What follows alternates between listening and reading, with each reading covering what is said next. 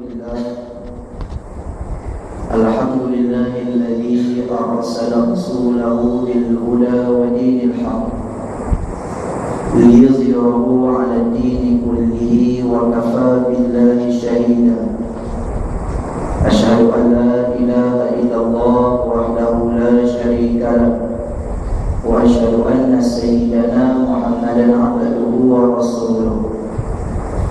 اللهم صل وسلم على سيدنا محمد الفاتح لما أغلق والخاتم لما سبق ناصر الحق بالحق والهادي إلى صراطك المستقيم وعلى آله وصحبه وقدره ومقدار العظيم.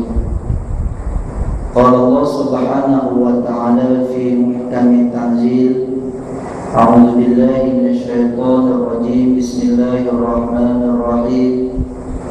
من المؤمنين رجال صدقوا ما عاهدوا الله عليه فمنهم من قضى نحبه ومنهم من ينتظر وما بدلوا تبديلا. Sesungguhnya daripada lelaki-lelaki yang beriman itu ada di kalangan mereka yang menunaikan amanah kepada Allah Subhanahu wa ta'ala. Sebahagian mereka yang telah pun kembali kepada Allah untuk bertemu dengan Allah sesudah melaksanakan tanggungjawab mereka, dan ada sebahagian daripada mereka yang masih lagi menunggu giliran untuk menunaikan tanggungjawab mereka kepada Allah Subhanahu wa ta'ala. Sesungguhnya mereka tidak mengubah prinsip dan pendirian dengan sedikit hawan yang sementara di dunia Allah Subhanahu wa ta'ala ini. Sadaqallahul azim. Suratul Ahzab ayat 23. Yang dikasihi lagi dihormati yang berbahagia Tuan Pengurusi, Tuan Imam, seluruh ahli datang kuasa suara berbaja, muslimin, muslimat, hadirin dan hadirat yang dirahmati lagi dikasihi Allah Subhanahu wa ta'ala. Alhamdulillah, sama-sama kita merafa'kan kesyukuran kehadrat Allah di atas kesempatan, peluang dan ruang yang diberikan oleh Allah Subhanahu wa ta'ala kepada kita pada malam ini. Sama-sama kita mengabdikan diri kepada Allah Subhanahu wa ta'ala, dan mudah-mudahan kita menyadari hakikat kita ini adalah hamba Allah yang senantiasa patuh dan taat kepada Allah Subhanahu wa ta'ala, dan kita menyadari diri kita ini sebagai khalifah pemimpin di muka Allah Subhanahu wa ta'ala untuk berusaha mendaulatkan agama Allah Subhanahu wa ta'ala, seterusnya memberikan kesejahteraan dan keadilan kepada seluruh makhluk seisi dunia. Hadirin dan hadirat yang dirahmati Allah, sangat beruntung dan bersyukur kerana diberi kesempatan untuk hadir di surau ini bagi berkongsi sebanyak firman Allah dan sabda Nabi sallallahu alaihi wasallam yang kebetulan jadual pada malam ini seperti mana yang dimaklumkan oleh Tuan Pengurusi tadi, Ustaz Yusuf Awam yang tidak dapat hadir kerana membuat persiapan menjalankan umrah. Mudah-mudahan umrah beliau diterima oleh Allah dan selamat pergi dan balik. Seterusnya beliau mendoakan kesejahteraan kita di Malaysia insya-Allah, kerana beliau pergi tempat yang baik yang dimakbulkan permintaannya oleh Allah Subhanahu wa ta'ala. Mudah-mudahan kita di anak murid dia dapat syafaat daripada doa dia di hadapan Allah insya-Allah. Yang kita ni kadang-kadang ada sebahagian kita minta kesempatan lagi. Mudah-mudahan insya-Allah kalau ada nombor telefon, ada maklumat tentang dia, hantar SMS. Saya keluarga anak murid saya suruh aja tak pernah miss kuliah saya. Nak minta satu, saya bukan buah rumah minta doa ya. Saya tanya ketika mana ngaji di Syria dulu, kalau dengar Syekh mana pergi ngaji, pergi umrah, pergi haji, lepas daripada program macam ni, kuliah macam ni, dari dengan Ustaz ada ganti Syekh tu, amalan pergi ziarah dia, minta doa daripada dia. Ingat kadang-kadang tulis surat buah nama Syekh tu sana, orang nak baca nama tu, tapi anak melihat kesungguhan kita. Bukti dia apa dia? Kawan saya dan kata Syekh minta doa sampai di Mekah nanti. Apa dia? Dua benda saja. Yang pertama, sebelum saya pulang ke Malaysia, saya sempat mengerjakan haji dan umrah. Kerana daripada Syria nak ke Mekah murah dan mudah. Perjalanan naik bas 30 jam. Kalau naik penerbangan lebih kurang sejam, sejam setengah saja. Murah dibandingkan dengan Malaysia. Yang kedua, sebelum saya habis belajar, saya sempat kahwin. Doa dia tu minta Syekh doa. Baik, insyaAllah. Dia kebetulan anak murid kesayangan Syekh. Hafiz dia belajar 7 tahun dari usaha haji umrah dia dapat. Kahwin pun dia dapat seorang anak lahir kat sana. Alhamdulillah sekarang balik kerja aktif dan Alhamdulillah diberikan keberkatan oleh Allah memimpin negara Islam. Hadirin dan hadirat yang dirahmati Allah, mudah-mudahan kita juga terpalit dengan keberkatan dan ajaran yang mereka dapat, kerana kita ini sentiasa bersama dengan mereka yang memberikan ilmu kepada kita. Sedar maupun tidak sedar, sekarang kita berada pada tanggal 13 Rejab 1434 Hijriah, bersamaan 23 hari bulan 5 2013. Kita berada dalam bulan Rejab. Kita sudah pun melalui satu fasa pesta demokrasi dalam Malaysia yang meninggalkan 1001 nostalgia dalam kehidupan kita sebagai rakyat dan pemilih. Kita mengharapkan Allah memberikan yang terbaik kepada kita. Hasil daripada demokrasi pilihan raya ini, selepas kita muhasabah, dua benda saja Allah nak bagi kat kita. Yang pertama, Allah nak lihat kita ni bersyukur ataupun tidak. Memang kalau, tapi ada dan nikmat yang Allah bagi kepada kamu, ada sikit kan sikit bersyukur.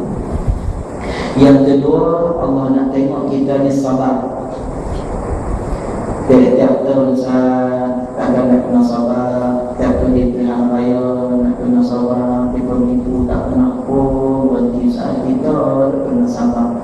Itulah rumah perjuangan. Macam mana kesabaran Nabi Allah Musa, kesabaran Nabi Allah Isa, Nabi Allah dan sebagainya.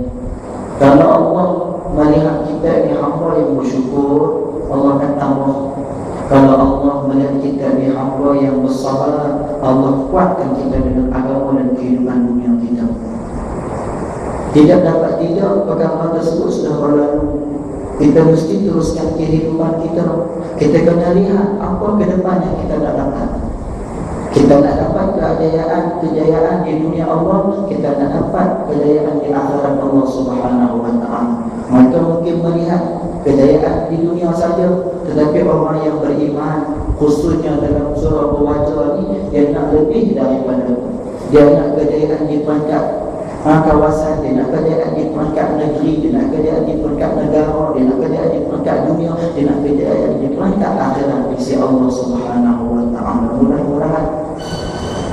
Maka pada hari ini saya nak mengajak kita semua untuk sama-sama kita melihat satu peristiwa yang berlaku dalam bulan Rejab sebagai pengajaran dalam kehidupan kita. Dalam bulan Rejab ni ada beberapa peristiwa besar yang melangkah sejarah umat Islam menjadi iktibar dan pengajaran untuk diambil oleh umat Islam. Sama ada nak dijadikan sebagai motivasi, nak dijadikan sebagai rangsangan, nak dijadikan sebagai inspirasi dalam kehidupan pun boleh. Di antaranya peristiwa yang berlaku dalam bulan Rejab ini adalah peristiwa Isra dan Mi'raj. Yang ni kerap kita dengar dan insya-Allah tiap-tiap majlis, tiap-tiap surau akan mengajukan program sama ada ceramah ke, forum ke dan sebagainya. Surau kita ni buat lagi tak? Tak buat. Tapi biasanya kalau tak buat, Ustaz sebut belakang. Karena apa?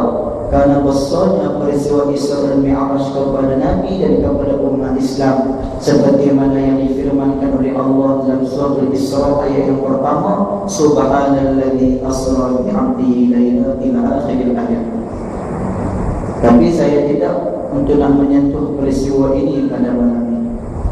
Begitu juga dalam bulan Rajab ini berlaku peperangan Tabuk, peperangan yang diberikan akhirnya kemenangan oleh Allah kepada Nabi SAW. Bagaimana sebelum itu Nabi menempuh peperangan demi peperangan. Nabi dalam kehidupan Nabi menyertai 38 siri peperangan. Daripada 38 siri peperangan, satu yang seri, ada yang kalah. Nak menunjukkan Nabi tidak pernah berhenti untuk berperang. Berperang dari konteks Nabi SAW di zaman itu dengan senjata dan sebagainya. Begitu juga dalam kehidupan umat Islam di akhir zaman yang menerima sistem demokrasi berpilihan raya 5 tahun sekali pertukaran pemerintah dan kerajaan. Kita berperang dengan cara kita yang tidak pernah berhenti walaupun dah 60 tahun. Kita bersama dengan jemaah walaupun dah 55 tahun kemerdekaan negara kita, walaupun dah 13 kali kita menghadapi pilihan raya. Sebab persoalan di sisi Allah menang kalah bukan, tetapi persoalan di sisi Allah kuat tak kuat. Sebab itulah Nabi buat, akhirnya Nabi diberikan kemenangan oleh Allah Subhanahu wa ta'ala. Dalam bulan Rajab ini juga berlakunya peristiwa pembebasan kota Palestin kali kedua di bawah tangan Nasruddin Salahuddin Al-Ayyubi. Bagaimana kita melihat kali pertama yang dibuka di zaman pemerintah Umar Al-Khattab radhiyallahu anhu, kemudian dijajah oleh tentera Salib, kemudian diambil alih oleh Salahuddin Al-Ayyubi. Dengan kemenangan ini menunjukkan harapan kepada umat Islam untuk membuka kota Palestin buat kali yang ketiga, insya-Allah. Sebab itulah sebahagian ulama kita sama ada di Mesir, di Syria, di Lebanon dan di serata tempat menamakan bulan Rajab ini adalah Syahr Palestin, bulan Palestin. Kerana apa? Banyak yang berlaku dalam bulan Rajab ini peristiwa-peristiwa yang berkaitan dengan Palestin, termasuklah Isra dan Mi'raj, pembebasan kota Palestin dan beberapa lagi peristiwa yang lain. Tanda-tanda kebebasan Palestin ini ada di dalam Mesir, jatuh ke tangan Ikhwanul Muslimin yang dipimpin oleh Dr. Musi Muhammad Al-Qayyad. Dan Alhamdulillah kita melihat Hamas dan Fatah sudah pun mengadakan perjanjian dan persefahaman serta permufakatan untuk membawa Palestin baru pada masa yang akan datang. Mereka nak buat kerajaan campuran yang dibimbingi dan ditakuti oleh Israel dan Zionis. Kerana apa? Kalau umat Islam bersatu, maka musuh Islam akan kalah. Itu dia konsepnya. Kalau musuh Islam berpecah, Islam bersatu, Islam menang. Kalau Islam berpecah, musuh kita bersatu, walaupun di atas dasar kebatilan, kita akan menang. Bukti dia, tengok kerajaan yang kita ada. Tak nak komen banyak, cukup ambil iktimah. Di peringkat kawasan, di peringkat cawangan, di peringkat negeri, akhirnya Allah memberi pengajaran kepada kita. Bukan itu punca utama, sebab utama, salah satu sebab. Kekuatan umat Islam bukan pada material dan kebendaan. Kekuatan umat Islam kepada ketakwaan dan kesatuan. Sekiranya kita bertakwaan tinggi pada Allah tapi tidak bersatu, kita mudah dihancurkan oleh musuh. Yang ini yang ditakuti oleh Zionis rahmatullahi alaihi. InsyaAllah dalam tempoh beberapa bulan lagi mereka akan mengadakan persidangan di Abu Dhabi, Dubai. Sultan Abu Dhabi sendiri yang menjadi perantaraan perjanjian persefahaman tersebut. Dan kita berdoa insyaAllah Selepas kali pertama dan kali kedua di Makkah Al-Mukarramah di hadapan Malik Fahad, perjanjian tersebut tak dapat dilaksanakan dan tak dapat ditunaikan, musuh Islam seronok. Kali yang ketiga kita doalah pada Allah Subhanahu wa ta'ala. Dan dalam bulan Rejab ini juga lah lahir dan matinya seorang mujahid umat Islam, iaitulah Imam Syafi'i rahimahullah ta'ala. Yang inilah yang saya nak kongsikan pada hadirin dan hadirat yang dirahmati Allah, sempena dengan bulan Mei ini, bulan Hari Guru dan Hari Ibu. Mungkin ada di kalangan kita ini guru, mungkin ada di kalangan kita ini ibu. Saya mengambil kesempatan untuk mengucapkan selamat Hari Ibu dan selamat Hari Guru. Orang kata boleh Ustaz ucap selamat Hari Ibu, bukankah peristiwa Asabela di Cordoba Spanyol membunuh umat Islam dan sebagainya? Hari Ibu tidak ada haknya, tapi jangan dijadikan sebagai i'tiqad dan kepercayaan. Begitu juga dengan Hari Ibu, satu agenda, satu inspirasi, satu saja lah ini. Ada bermain buku sekarang ni, dia ada satu inspirasi, dia ada satu agenda. Kita tak tahu inspirasi dia apa dia, kita tahu agenda dia apa dia, tapi kita nak minta satu saja. Lihat sejarah Imam Syafi'i rahimahullah ta'ala, kita juga di Semenanjung ataupun di Nusantara Asia ini berpegang kepada mazhab Syafi'i rahimahullah ta'ala. Maka tidak salah kiranya untuk kita sama-sama melihat sosok tubuh untuk dijadikan sebagai ikon dalam mendidik anak bangsa dan sebagai panduan dalam menunjukkan menegakkan kebenaran di hadapan pemerintah yang zalim. Kerana Imam Syafi'i rahimahullah ta'ala bukan seorang yang alim sahaja, bukan seorang yang faqih sahaja, bukan seorang yang abid sahaja, tapi seorang yang sejam, yang berani di hadapan pemerintah, seorang yang hukam, hakim pemerintah yang adil dan saksama. Kita nak melihat kerana sosok tubuh ini sangat hampir dalam kehidupan kita. Ibu-ibu yang berada di belakang sana boleh jadi Imam Syafi'i ini sebagai idola untuk nak membesarkan anak-anak mereka. Guru-guru yang mendidik di sekolah, di masjid, di surau, di rumah dan sebagainya, menjadikan Imam Syafi'i ini ikon guru ideal yang terbaik dalam kehidupan kita. Kerana apa? Kerana kesesatan yang ada di muka Allah Subhanahu wa ta'ala, kerana berpunca daripada guru-guru yang tidak ikhlas. Walaupun ada guru-guru di dunia Allah ni, tapi di kalangan mereka ada yang menyesatkan manusia, ada yang membawa manusia lupa pada Allah, ada yang membawa manusia ini tidak melaksanakan perintah Allah, ada yang membawa manusia ini mengingkari serta menderakai segala ketetapan yang datang daripada Allah Subhanahu wa ta'ala. Maka manusia terus jahil dan terus jahil. Tetapi sebaliknya Imam Syafi'i ini adalah untuk kita jadikan pengajaran dalam kehidupan kita. Sempena dengan kedatangan bulan Rajab ini, tak salah kiranya untuk kita melihat sedikit latar belakang tokoh ini. Hadirin dan hadirat yang dirahmati Allah Subhanahu wa ta'ala, nama penuh Imam Syafi'i adalah Abu Abdullah Muhammad bin Idris bin Al-Abbas bin Osman bin Syafi' bin Sa'id bin Ubaid bin Abdul Yazid bin Hashim bin Abdul Muttalib bin Abdul Manaf bin Qusay Al-Qurashi Al-Muttalabi Al-Syafi'i Al-Hijazi Al-Makki, masyhur dengan panggilan Asy-Syafi'i ataupun Muhammad bin Idris. Keturunan Nabi SAW berbangsa Quraisy, bertemu dengan susur jalur nenek moyang Nabi SAW pada nenek dan datuk Nabi yang bernama Abdul Manaf. Nabi SAW pernah bersabda yang mafhumnya yang berbunyi, akan tiba satu masa lahir bagi umat ini seorang manusia yang akan memperbaharui agama manusia yakni Islam.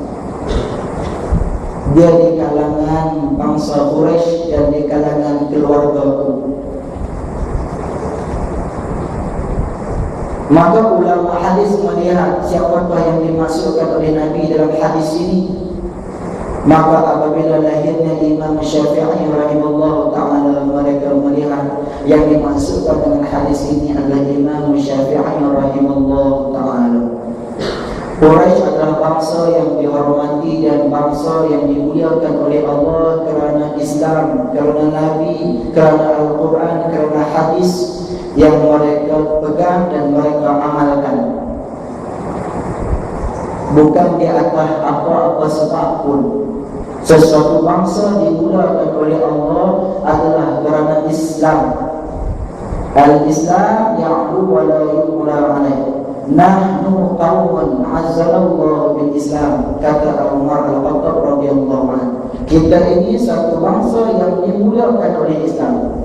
Sekiranya mana-mana bangsa meninggalkan Islam, tidak berpegang teguh kepada Al-Quran dan Sunnah, walaupun bangsa tersebut asasnya, keluarganya daripada keluarga Islam, tetapi tidak berpegang teguh kepada Al-Quran dan Sunnah, maka mereka dihina oleh Allah.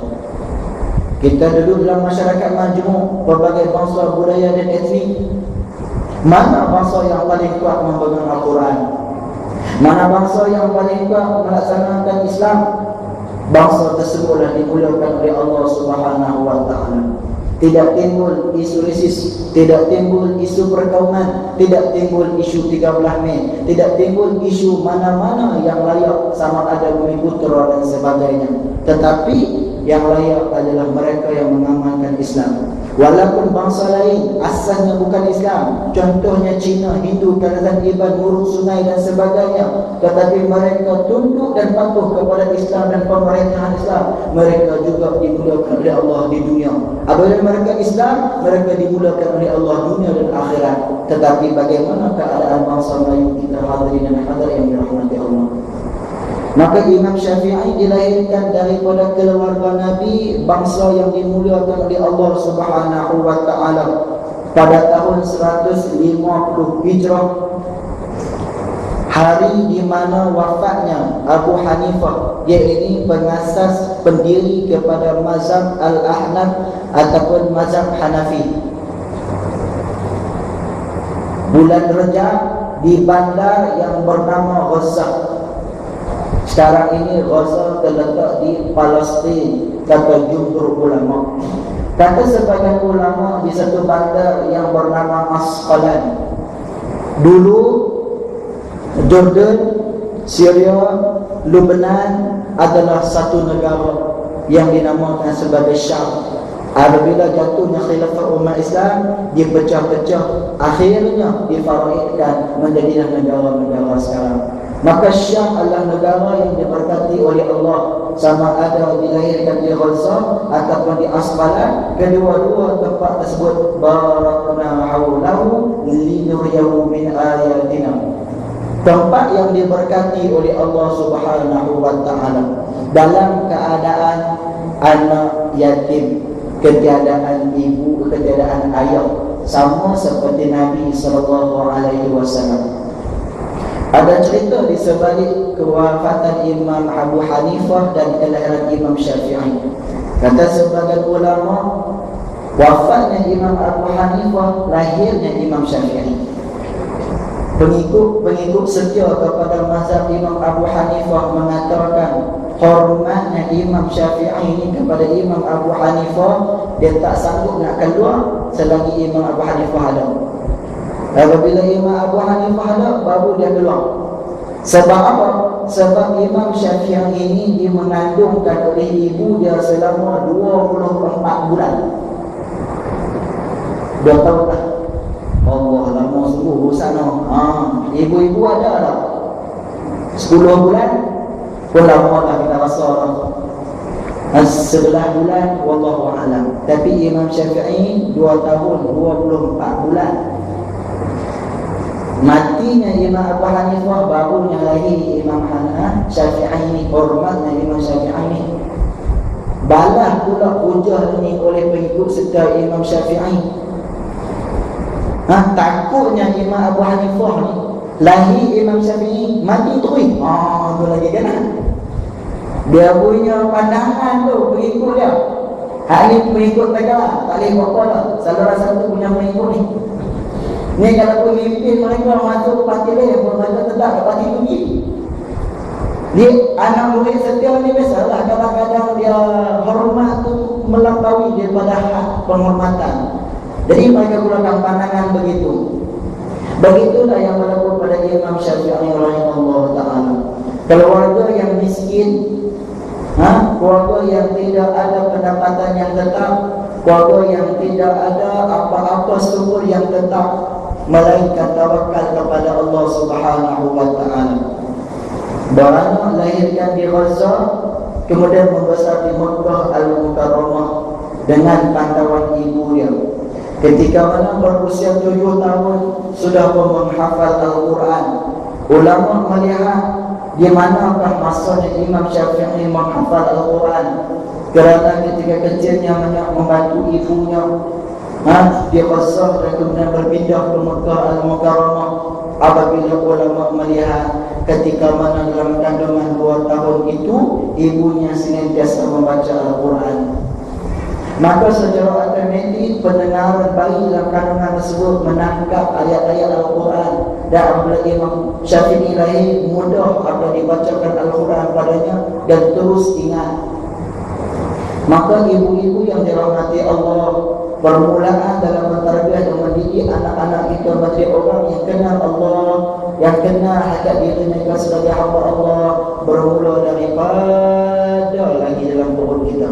Bukan sahaja dalam perut, di awal-awal pernikahan kita cari orang yang sesuai dan sebagainya, hinggalah kita bawa dalam alam perkahwinan dan hinggalah kita diberikan usia oleh Allah Subhanahu wa ta'ala. Menunjukkan pentingnya pendidikan kepada anak-anak ibu-ibu yang dirahmati Allah.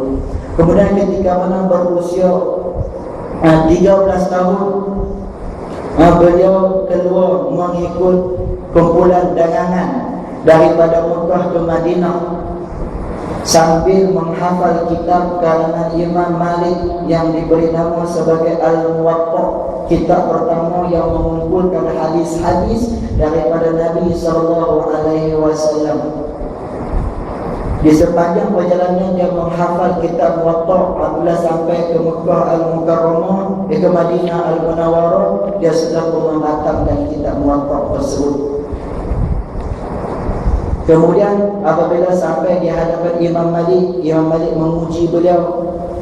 Setiap ujian yang diuji oleh Imam Malik semuanya benar-benar berlaku. Imam Malik kagum dengan potensi dan kehebatan Imam Syafi'i rahimahullah ta'ala. Apabila menghafal kitab, menghafal sesuatu benda, beliau terpaksa untuk menutup sebelah kanan, menghafal sebelah kiri, menutup sebelah kiri, menghafal sebelah kanan. Kenapa? Sekali baca terus masuk dalam kepala otak dia. Nak menunjukkan hebatnya Imam Syafi'i ketika kecil. Maka kemudian beliau bermusafir, beliau keluar daripada daripada Makkah Al-Mukarramah menuju ke Baghdad. Menuju ke Baghdad untuk mencari ilmu dan menimba ilmu. Kemudian daripada Baghdad beliau balik semula ke Makkah Al-Mukarramah. Balik daripada Baghdad, duduk di Makkah Al-Mukarramah, tempat dia membesar. Dia menyampaikan ilmu yang pertama dia di Masjidil Haram Makkah Al-Mukarramah pada waktu tersebut. Apabila dia mengajar di Makkah Al-Mukarramah beberapa tempoh, kemudian dia kembali pula ke Baghdad. Apabila dia kembali pula ke Baghdad, dia duduk di situ dan mendirikan pandangan-pandangan dia, fatwa-fatwa dia dan sebagainya. Dan musafir pula ke Yaman, ke Hijaz, dan akhirnya balik semula ke Makkah, kemudian pergi ke Mesir. Maka dalam mazhab Syafi'i ini, kalau kita belajar, dia ada pandangan hadis, pandangan jadid, fatwa ataupun pandangan Imam Syafi'i yang lama, fatwa dan pandangan Imam Syafi'i yang baru. Kalau yang lama di Baghdad Iraq, kalau baru di Kairah Mesir. Imam Syafi'i rahimahullah ta'ala ketika mana berusia 21 tahun diberikan lantikan sebagai mufti layak untuk mengeluarkan fatwa dan ijtihad berpandukan kepada Al-Quran dan Sunnah. Pegangan Imam Syafi'i dalam mengeluarkan ijtihad umumnya ada 4: Al-Quran, hadis, ijma' dan qiyas. Tetapi pandangan ulama yang lain ada juga perkara-perkara yang diambil oleh Imam Syafi'i sebagai contoh pandangan akan kata-kata para sahabat dijadikan sebagai ijtihad dalam pegangan mazhab dia. Anak mudanya terlalu banyak, kebanyakannya ada di Baghdad, di Mesir dan Khurasan. Mazhab Imam Syafi'i ini berkembang ke seluruh pelosok dunia. Yang paling banyak adalah kalau kita di Asia Tenggara, di Timur Tengah dan sebahagian daripada negara-negara Afrika. Di antara kitab yang masyhur yang dikarang oleh Imam Syafi'i rahimahullah ta'ala adalah kitab yang membicarakan soal ilmu fiqh yang terdapat dalamnya berkaitan dengan ibadat, berkaitan dengan jenayah, berkaitan dengan ekonomi, berkaitan dengan perkahwinan. Begitu juga kitabnya yang lain, yaitu kitab Ar-Risalah yang membicarakan soal usul fiqh, perkara-perkara asas dalam ilmu agama ini. Dia ada kaidah dia ada poin-poin dia. Maka Imam Syafi'i ini adalah penyusun dan pengasas yang pertama kata sebagian ulama kepada ilmu usul fiqh ini. Begitu juga kitabnya yang lain yang diberi nama Al-Hujjah. Ini kitab yang dikarang oleh Imam Syafi'i ketika mana berada di Baghdad, Iraq. Banyak kaul-kaul ataupun pandangan-pandangan yang lama Imam Syafi'i ada dalam kitab Al-Hujjah ini. Banyak pandangan-pandangan yang baru, pandangan-pandangan yang jadi ketika mana Imam Syafi'i berada di Madinah, berada di Mesir. Hampir 30 buah lebih Imam Syafi'i mengarang kitab dia. Tapi yang paling masyhur 3 kitab yang saya sebutkan sebentar tadi lah. Di antara kelebihan Imam Syafi'i ini, dia menguasai 100% bahasa Arab daripada berbagai bangsa yang ada dalam bangsa Arab tersebut. Semua dia dapat mengetahuinya keadaan tersebut. Nilai dia, logat dia, lahjah dia dan sebagainya. Begitu juga lah Imam Syafi'i ini, dia ada kepakaran ilmu mengenal nasab. Dia tengok muka orang tu, apa kita ni pakai kepala, pakai spek, pakai baju putih ke dekat, dia kena gentara. Dan dia baca lah. Bukan makrifat, bukan karamah, bukan. Dia ada ilmu dia. Kita kena baca dalam negara Arab, dia banyak. Seorang syekh saya tu, kalau kita pergi mengaji dengan dia tengok atas bawah ramai nak buat apa? Main nak mengaji, betul? Nak mengaji, betul? Ada tujuan lain, tak ada. Sambil dia mengajar kita, dia tarik tangan kita. Dia tangan kita ni. Lepas tu dia tengok muka kita. Ni bukan fadlah kamsah. Ni memang ada ilmu dia Allah bagi pada seorang yang boleh dalam bab ni. Dia tengok atas bawah dan cek, InsyaAllah jadi orang fakih. Kita balik khono, takut-takut dan cek, subuh tak mayang pada ni. Aku yang tak mendengar. Kalau cek abang tak boleh kita khononya. Cek tak apa nak bagi, kita tak kena. Ni ilmu dia. Dia tengok muka dia, tengok tapak kaki dan sebagainya. Ilmu tersebut sekarang ni banyak digunakan dalam psikologi manusia, pendidikan dan dalam motivasi. Banyak. Nak tengok hari lahir dia, nak tengok cara jalan dia, nak tengok bidang mulut dia, nak tengok bidang badan dia. Dia kena semua.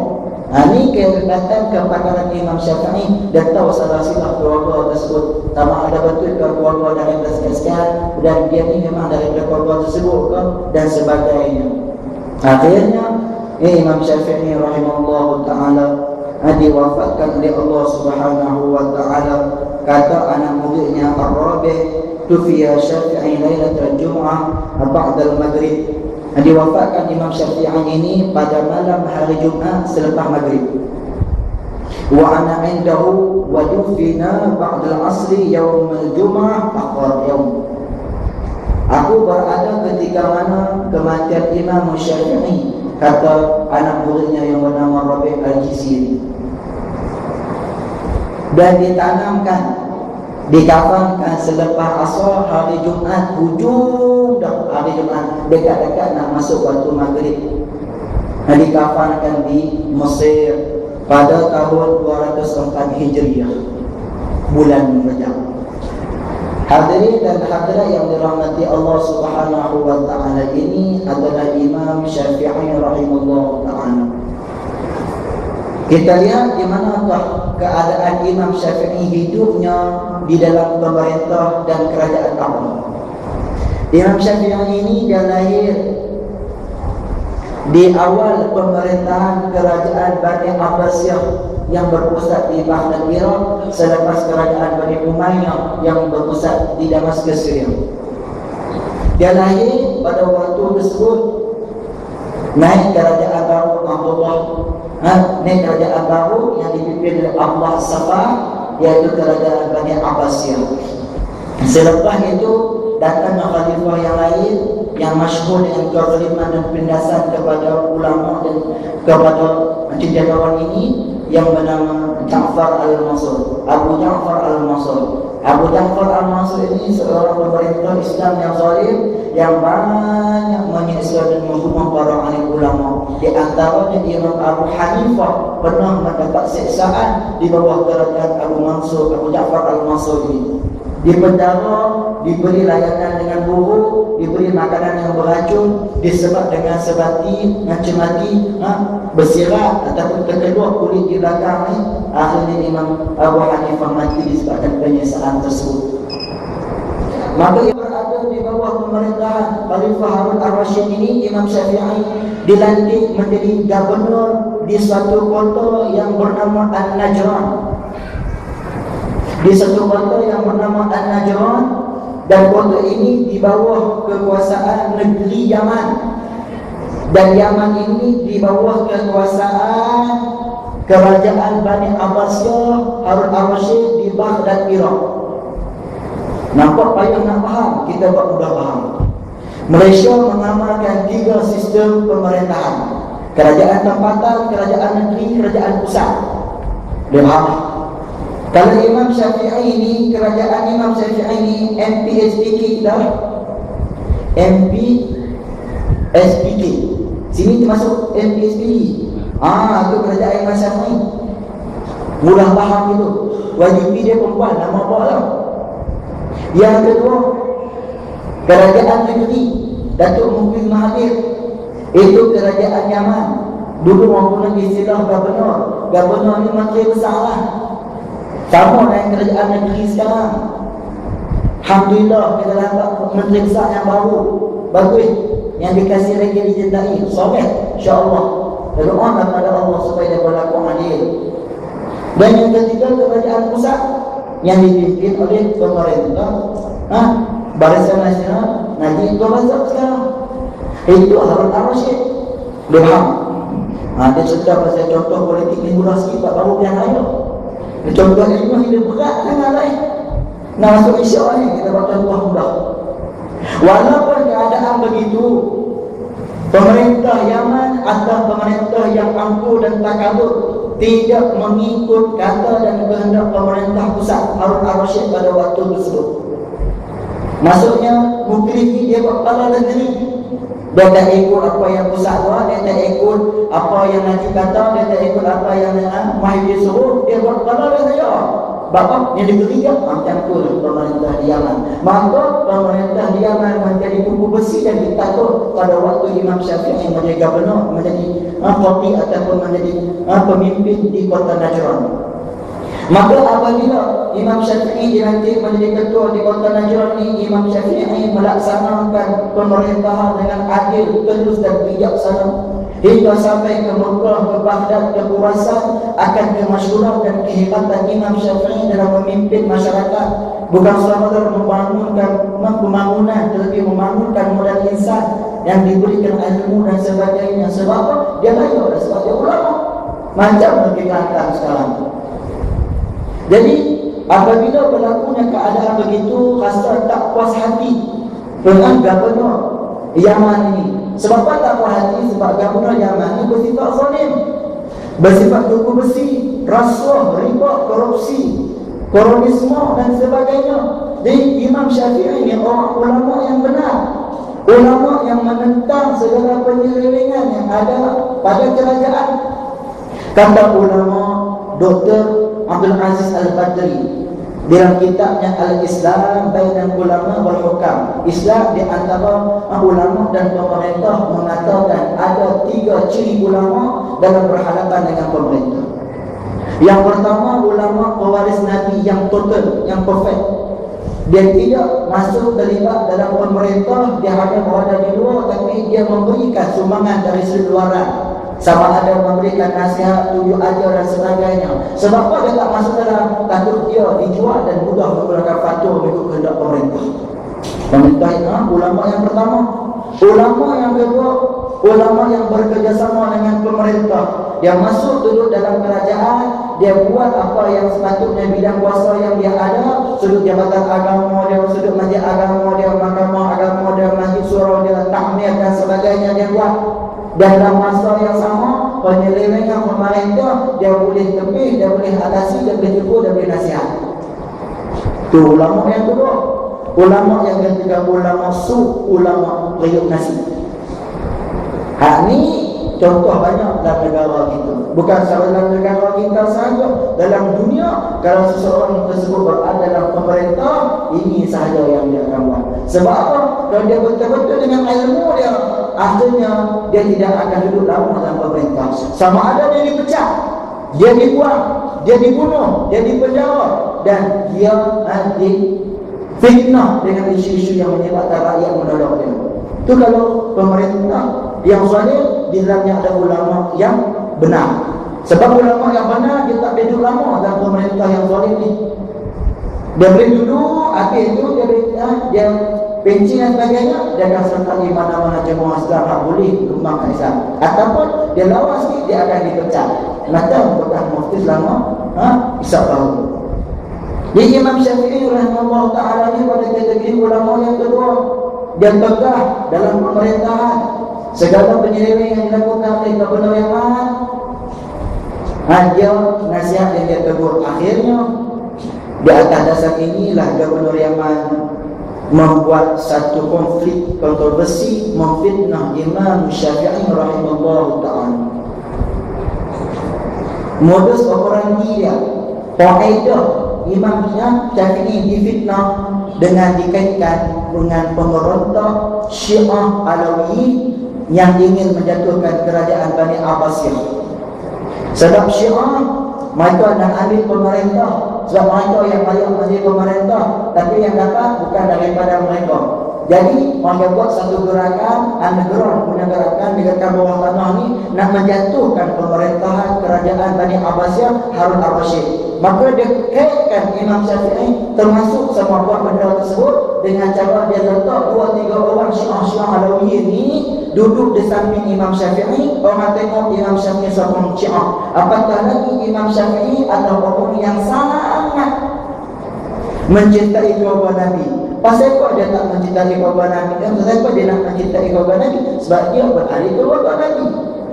Tiba-tiba di atas dasar lebih mencintai keluarga Nabi, macam golongan Syiah yang mendakwa mencintai keluarga Nabi, maka dia difitnah kerana ingin menjatuhkan pemerintah. Akhirnya dia ditangkap dengan 9 orang Syiah Alawi. Syiah ni dia ada banyak. Di antara Syiah yang radikal, Syiah yang ganas adalah Syiah Alawi yang ada di Syria sekarang ni. Itu Syiah ni. Jadi apabila dia ditangkap, dia digali, dia didudukkan dalam penjara kecil, letak di atas kuda, diheret daripada Yaman ke Baghdad, Iraq, yang memakan masa 3 hari 3 malam perjalanan. Apabila sampai di Baghdad, Iraq, dibawa ke muka pengadilan, di bawah Kementerian Kehakiman, yang hakim pada waktu tersebut yang bernama Syekh Muhammad Al-Syaibani, anak murid Imam Abu Hanifah, kawan kepada Imam Syafi'i, memutuskan keputusan 9 orang Syiah Alawiyin ini memang ada unsur-unsur menjatuhkan pemerintahan yang zalim. Dan kita sekarang ni lah isu menggulingkan kerajaan. Hitam sana, hitam sini, impun sana, impun sini. Kita nak tangkap dan 3 orang lah. Berita mana ni orang nak kena tangkap 3 orang apa? Termasuk dalam tampil Gafar Bapa. Nanti tengok depan ni orang nak tangkap. Harap kita doa, kita cerita lah. Dah ada penangkapan yang menggulingkan kerajaan ni. Dulu lagi zaman Syafi'i. Zaman kita ni biasa. Dia apabila dijatuhkan hukuman kesalahan yang betul, memang tepat, seorang yang melakukan pemberontakan, maka dijadikan hukuman pancung sampai mati mandatori. Ada pancung tak mati? Wallahualam, kita tahu. Macam kita lah, gantung sampai mati. Ada gantung yang tak mati. Dia ada cara dia. Nak cuba, minta tak menjawab. Cuba. Tapi kata zaman Imam Syafi'i ini pancung sampai mati. Dia mungkin ada pancung tak mati kot. Wallahualam. Apabila selesai ketika 9 orang Syiah Alawi ini dipancung, maka Imam Syafi'i dibawa pula ke muka pengadilan untuk dilihaki Imam Syafi'i ini. Apabila Imam Syafi'i diberi pulang berhujah dan sebagainya, gubernur ini pula jadi munafik. Kata Imam Syafi'i menipu dan sebagainya. Harun al-Rashid lebih percaya daripada Allahumma salli ala sayyidina Muhammad. Gubernur Yaman ni akhirnya dijatuhkan hukuman pancung sampai mati. Tetapi ditahan seketika oleh hakim Gubernur Muhammad Asy-Syaibani ini. Dia nak buat siasatan yang kedua. Apabila dia buat siasatan yang kedua, dia menunjukkan bahawa Imam Syafi'i ini tidak melakukan hal yang demikian. Imam Syafi'i ini orang yang jujur, orang yang amanah, orang yang berani dan orang yang tegak. Maka dia kemukakan bukti kepada pemerintah Harun al-Rashid. Al-Rashid mengatakan hal yang demikian, dia tak percaya. Bukti kata Muhammad Asy-Syaibani yang paling jelas. Seminggu sebelum penangkapan Imam Syafi'i rahimahullah ta'ala, Imam Syafi'i yang pernah berprogram dengan dia, dengan mufti dalam satu majlis Maulid Rasul sallallahu alaihi wasallam. Imam Syafi'i tak menunjukkan apa-apa pun reaksi untuk menggulingkan kerajaan. Tak puas hati dengan sistem pilihan raya dan sebagainya. Tak sebut apa langsung. Sebut kata cinta Nabi, ikut sunnah Nabi itu ya. Tiba-tiba lepas seminggu tu tulis bawa ke muka pengadilan, tuduh kata dia sebagai nak memulihkan kerajaan. Tak kena. Maka benarlah hujah tersebut Imam Syafi'i dilepaskan. Apabila Imam Syafi'i dilepaskan, Harun al-Rashid mengeluarkan arahan bala tentera yang hampir ribuan orang mengiringi Imam Syafi'i dalam kenderaan yang mewah daripada Baghdad ke Yaman. Yang sebelum itu diikat dan diheret daripada Yaman ke Baghdad, ini diberikan layanan yang baik daripada Baghdad ke Yaman sampai Imam Syafi'i di Baghdad, di Yaman, di Najran, tempat dia duduk tersebut. Dia meletakkan jawatan, kemudian dia berhijrah ke Mesir, akhirnya dia mati di Mesir.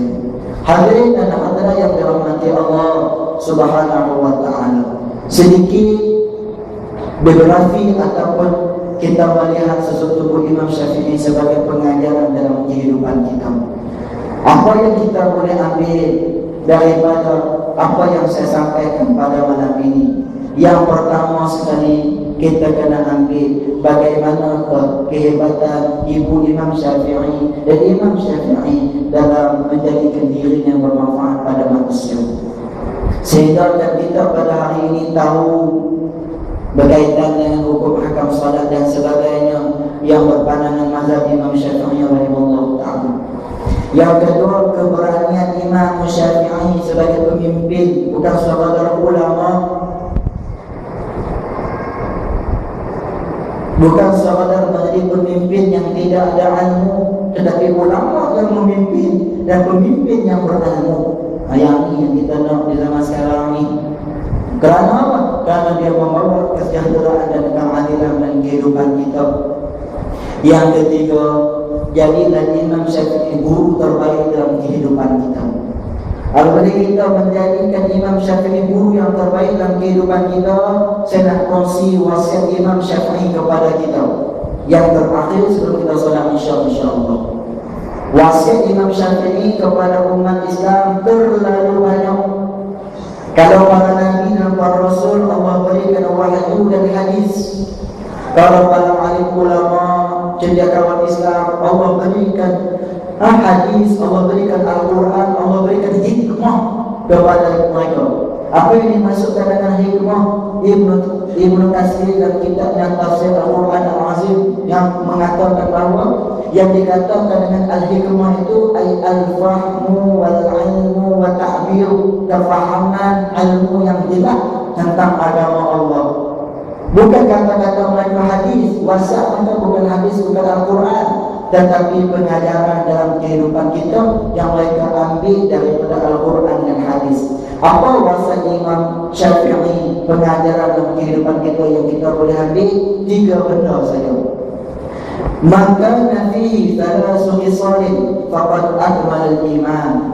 Kata Imam Syafi'i, barang siapa yang ada padanya 3 benda ni, sempurnalah iman dia. Ini bukan hadis.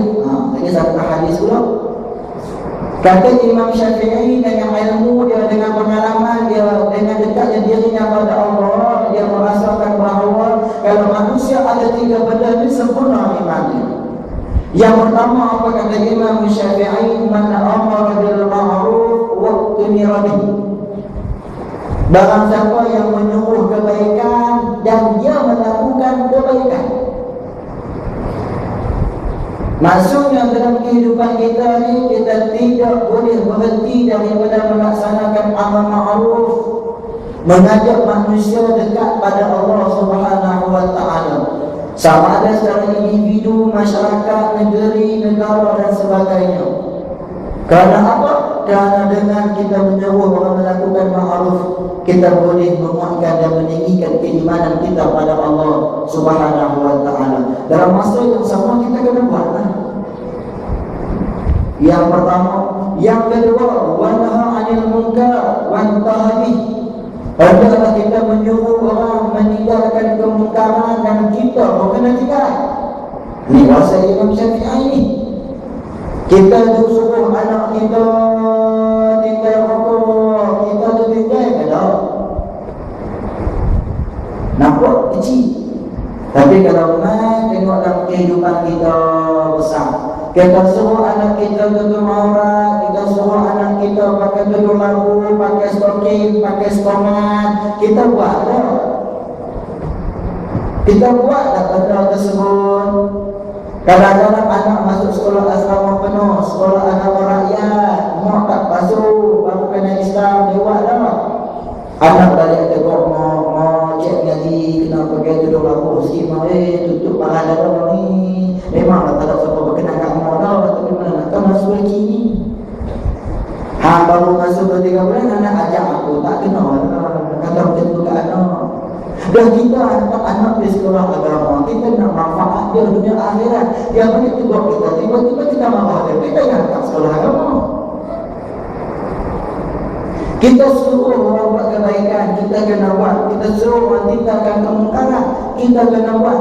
Sekecil-kecil kemungkaran hinggalah sebesar-besar kemungkaran. Kalau isteri kita, suami kita, anak pinak kita buat kemungkaran, muhasabah diri kita. Baru muhasabah dia pun. Kenapa dia boleh malas layang tau? Dia baru fikir anak dia sebab malas layang. Sebab apa malas layang? Fikir-fikir balik. Sebab kita boleh malas layang. Padahal anak malas layang. Kalau kita malas layang, anak lebih-lebih lagi tinggal layang kuih. Nak buat soalan depan anak saya, dan anak tak buat. Namun yang kedua bahasa Imam Syafi'i. Dan yang ketiga, yang terakhir, hafizun ala hududillah. Kita menjadi orang yang menjaga hak-hak, batasan-batasan Allah. Tilka hududullah. Inilah hak Allah, iaitu apa dia? Islam, Al-Quran dan Sunnah. Maka jangan kita melampaui hak Allah. Kalau kita melampaui hak Allah, binasa dalam kehidupan kita, dunia dan akhirat.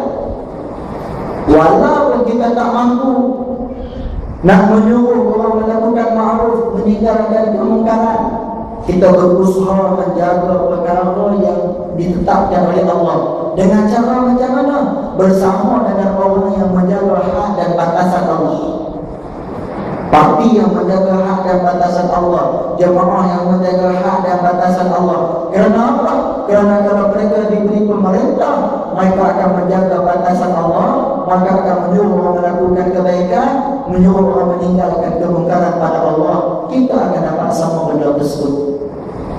Mudah-mudahan sedikit berkaitan dengan Imam Syafi'i dan wasiat daripada Imam Syafi'i sempena dengan kedatangan berderajat dan sambutan hari guru dan hari ibu ini memberikan manfaat yang terbaik dalam kehidupan kita, insya-Allah, untuk kita meneruskan sisa-sisa umur kita, sisa-sisa kehidupan kita di dunia Allah yang fana ini. Seterusnya kita memperoleh keridhaan, keberkatan, kerahmatan, kemakmuran dalam kehidupan dunia dan kehidupan akhirat kita.